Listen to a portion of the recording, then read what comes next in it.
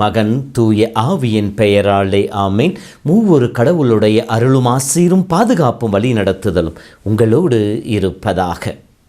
இயேசுவில் என் அன்பு சொந்தங்களே, இன்று தாய் திருச்சபையானது திருக்காட்சி பெருவிழாவினை கொண்டாடி கொண்டிருக்கின்றது. திருநாள் நல்வாழ்த்துக்களை உங்கள் ஒவ்வொருவருக்கும் பெருமகிழ்ச்சியோடு தெரிவித்துக் கொள்ளுகின்றேன். இயேசுவை தேடி பல தடைகளை தாண்டி இறைமகன் இயேசுவை கண்டு ஆராதித்து அவரிடமிருந்து வல்லமையை பெற்று தன் இல்லம் வேறு வழியாக திரும்பிய ஞானிகளைப் போல நாமும் ஞானிகளாக வாழ இன்றைய வார்த்தை நமக்கு அழைப்பை விடுக்கின்றது. துவக்க திருச்சபையிலே இந்த நாளானது 3 விழாக்களை தன்னுள் கொண்டதாக இருந்தது. இயேசுவின் பிறப்பு, இயேசுவின் திருமுழுக்கு, ஞானிகளுடைய வருகை என்று சொல்லி பிற்காலத்திலே திருத்தந்தையர்களால் இந்த நிகழ்வானது 3ஆக பிரிக்கப்பட்டது. இந்த திருக்காட்சி பெருவிழா நமக்கு சொல்லிக் கொடுக்கின்ற பாடம் என்ன என்று சொல்லி பார்க்கின்ற பொழுது இன்றைய முதல் வாசகமும் இன்றைய 2ஆம் வாசகமும் மிக தெளிவாக அதற்கான விளக்கத்தை கொடுக்கின்றன. மறைபொருள் ஒன்று எனக்கு வெளிப்பட்டது என்று சொல்லி போலோடு சொல்கிறார். என்ன மறைபொருள்? இயேசு யூதர்களுக்கு மட்டும் மீட்பர் அல்ல, மாறாக புறவினத்தாரும் கிறிஸ்துவின் வழியாக கடவுளின் மக்களாய் மாற்றப்படுவார்கள் என்கின்ற மறைபொருள் என்று சொல்லப்படுகின்றது. அப்படி என்றால் வெளிப்பாடு என்ன? இயேசு யூதர்களுக்கு மட்டுமல்ல, இயேசு ஒரு குறிப்பிட்ட இனத்திற்கு மட்டுமல்ல, மாறாக அனைத்து மக்களுக்கும் ஆண்டவர் என்கின்ற ஒரு ஒப்பற்ற ஒரு செய்தியை தான் இன்றைய விழா நமக்கு சொல்லி காட்டுகின்றது.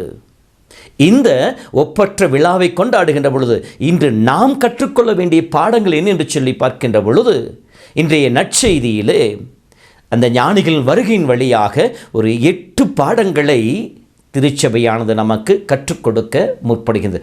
1வது ஞானிகள் என்று சொல்லப்பட ஞானிகள் கீழ்திசையிலிருந்து வருகின்ற பொழுது வெவ்வேறு இடங்களில் இருந்து வந்தாலும் அவர்கள் ஒன்றாக இயேசுவை தேடி பயணிக்கின்றார்கள், கடவுளை தேடி பயணிக்கின்றார்கள், யூதன் அரசரை தேடி பயணிக்கின்றார்கள்.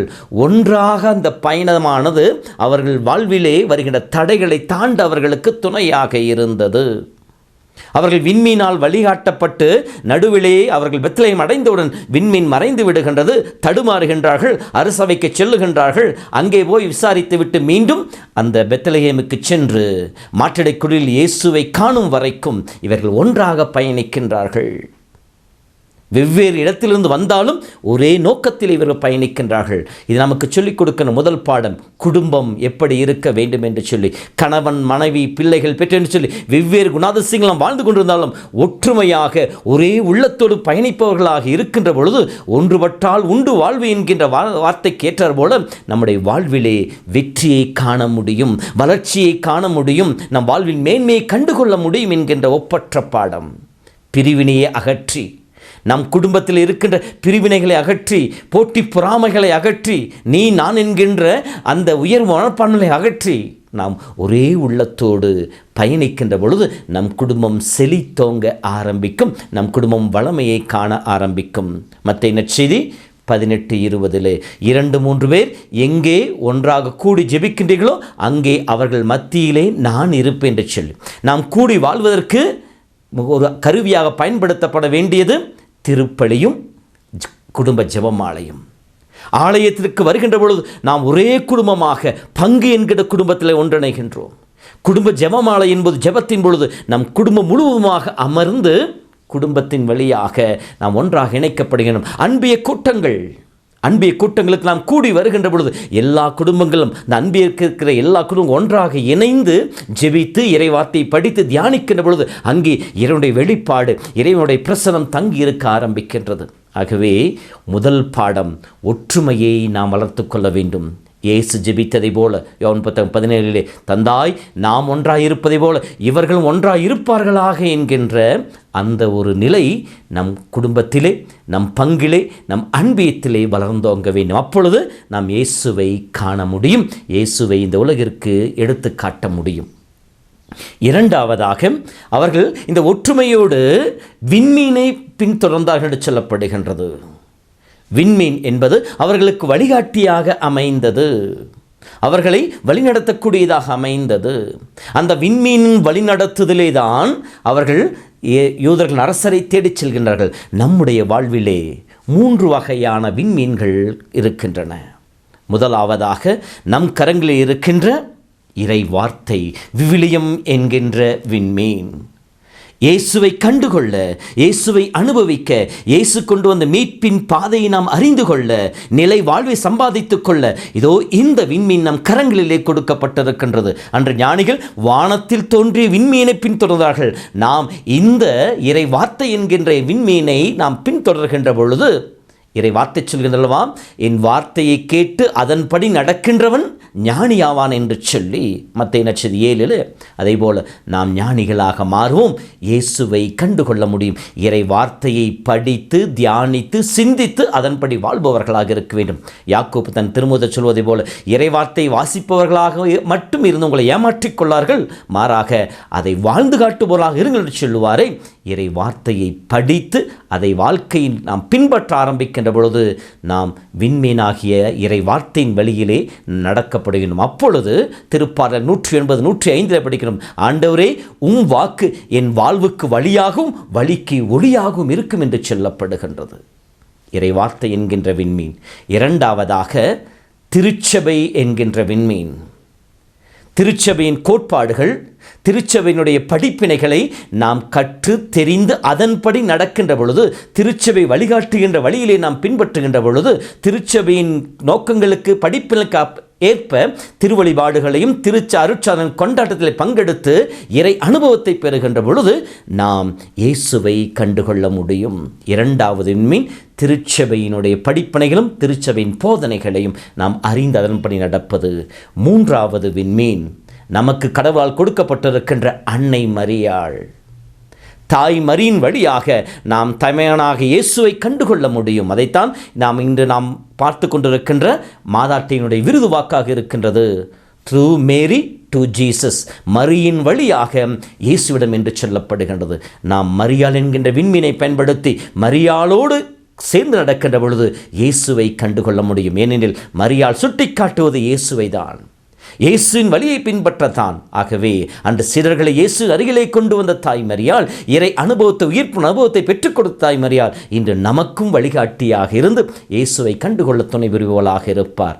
ஆகவே இந்த மூன்றாவது விண்மீனாக இருக்கின்ற மரியாளை பின்பற்ற வேண்டும். இறை வார்த்தை, திருச்சபையின் படிப்பினைகள், மரியன்னையின் வழி, இந்த விண்மீன்களை நாம் பின்பற்றுகின்ற பொழுது நாம் இயேசுவை கண்டுகொள்கின்ற ஞானிகளாக மாற்றப்படுவோம். அன்பார்ந்த சகோதரமே, ஞானிகள் நமக்கு சொல்லிக் கொடுப்பது தேடல். தேடல் உள்ள உயிர்களுக்கு தினமும் பசி இருக்கும், தேடல் என்பது உள்ளவரை வாழ்வில் ருசி இருக்கும், அர்த்தம் இருக்கும் என்று சொல்லி கவிஞன் வரிகள் சொல்லிக் கொடுக்கின்றன. நம் வாழ்விலே குழந்தையிலிருந்து நாம் கடைசி மணித்துளி வரைக்கும், இறப்பு வரைக்கும் மனிதன் தேடலிலே ஈடுபட்டு கொண்டிருக்கின்றான்.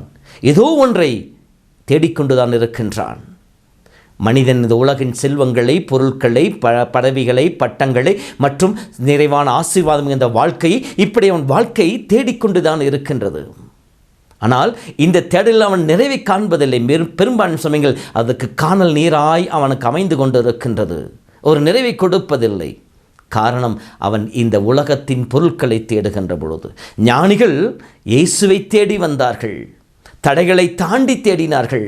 அந்த தடைகளை தாண்டி அவர்கள் தேடியதினாலே அவர்கள் இயேசுவை அவர்களால் கண்டுகொள்ள முடிந்தது. நம் வாழ்விலும் இயேசுவை தேடுகின்ற பொழுது பல தடைகள் வரலாம்.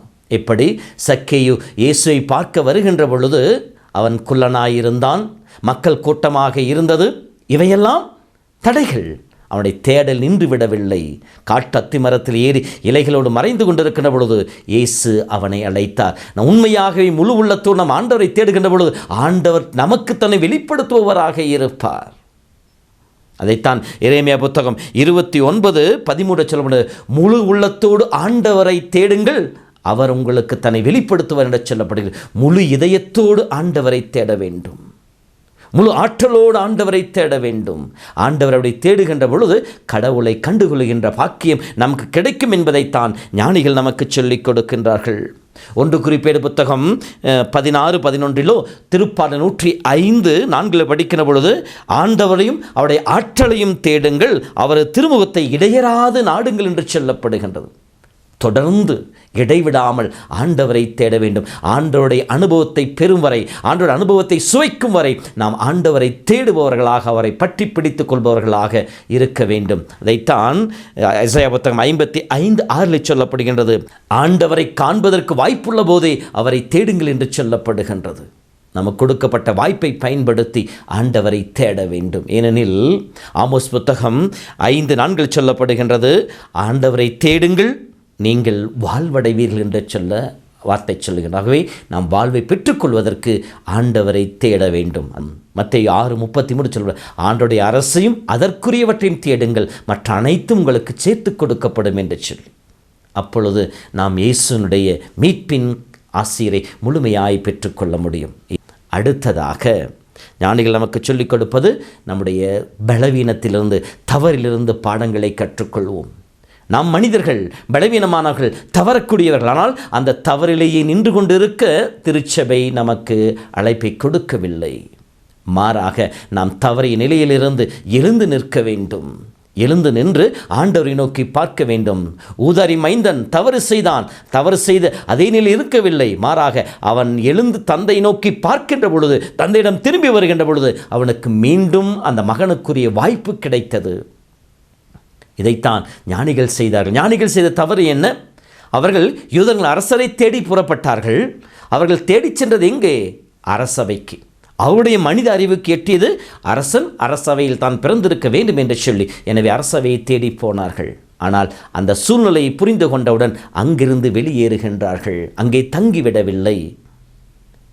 நம்முடைய வாழ்விலும் கூட, நம்முடைய கடந்த கால வாழ்விலே நம்முடைய தவறுகள், நம்முடைய வாழ்வினுடைய நிலைகள் நம்மை தடுமாறச் செய்யலாம். ஆனால் அந்த தவறை உணர்ந்து கொண்டு நாம் எப்பொழுது நாம் எழுந்து நிற்கின்றோமோ, ஆண்டவரை நோக்கி பார்க்கின்றோமோ, அப்பொழுது கடவுள் மீண்டும் நம்மை வழிநடத்துபவராக இருப்பார். எனவேதான் மறைந்து போன விண்மீன் மீண்டும் அவர்களுக்கு காட்சி கொடுத்து அவர்களை வழிநடத்தியதாக சொல்வார்கள். நாம் எப்பொழுது நம் தவறை ஏற்றுக்கொண்டு ஆண்டவரிடம் திரும்பி பார்க்கின்றோமோ, எரேமியா புத்தகம் 5 படிப்பது போல, நீ செய்த தவறை ஏற்றுக்கொண்டு இடம் வந்தால் உன்னை நீ மீண்டும் முந்தைய நிலைக்கு உயர்த்து என்று சொன்னாரே, அதே போல நாம் நம் தவறுகின்ற பாடங்களை கற்றுக்கொள்ளுகின்ற பொழுது கடவுளை காணுகின்ற, கடவுள் வழி நடக்கின்ற பிள்ளைகளாய் நாம் வாழ்வை மாற்றிக்கொள்ள முடியும், நிறை வாழ்வை கண்டுகொள்ள முடியும். இதுதான் ஞானிகள் நமக்கு சொல்லிக் கொடுக்கின்ற அடுத்த பாடமாக இருக்கின்றது.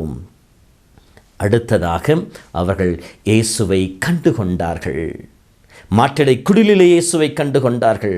அவர்கள் எதிர்பார்ப்பு பொய்த்து போனது. அவர்கள் அரண்மனையில் தேடிச் சென்றார்கள். ஆனால் இயேசு பிறந்தது மாற்றடை குடிலில் தேடிச் சென்றார்கள். இயேசுவை கண்டவுடன் அவர்கள் மற்றற்ற மகிழ்ச்சி அடைந்தார்கள் என்று சொல்லப்படுகின்றது. நம் வாழ்விலே எப்போது இயேசுவை கண்டுகொள்ளப் போகிறோம்? நம்மோடு இருக்கின்ற மனிதர்கள் வழியாக, நாம் கடந்து போகின்ற சூழ்நிலைகள் வழியாக கடவுள் நம்மை ஒவ்வொரு நாளும் சந்தித்து கொண்டிருக்கின்றார். நாம் கொண்டாடுகின்ற அருட்சாதன கொண்டாட்டத்திலே, தெய்வீக திருப்பலி நற்கருணை வடிவிலே கடவுள் நம்மை சந்திக்க வருகின்றார். நாம் கடவுளை சந்தித்து அவரை கண்டு கொண்டோமா? கடவுளை கண்டுகொண்டு அவரை அனுபவிக்கின்றோமா? இது மிகப்பெரிய கேள்வியாக இருக்கின்றது. நம்முடைய அன்றாட வாழ்விலே நம்மை தேடி வருகின்ற கடவுளை கண்டுகொள்ள முயற்சிப்போம். நம்முடைய அகக்கண்கள் திறக்கப்பட ஆண்டவரை நோக்கி மன்றாடுவோம். இப்படி கண்டுகொண்டவர்கள் அடுத்தது என்ன செய்தார்கள்? தெண்டனிட்டு வணங்கினார்கள். இவர்கள் அரசர் என்பதை உணர்ந்து கொண்டவர்கள், இவர்கள் ஞானிகளாக இருந்தாலும் இயேசுவின் குழந்தைக்கு முன்னால் தெண்டனிட்டு வணங்கினார்கள். நாம் ஆண்டவரை முழு இதயத்தோடு வணங்குபவர்களாக இருக்கின்றோமா?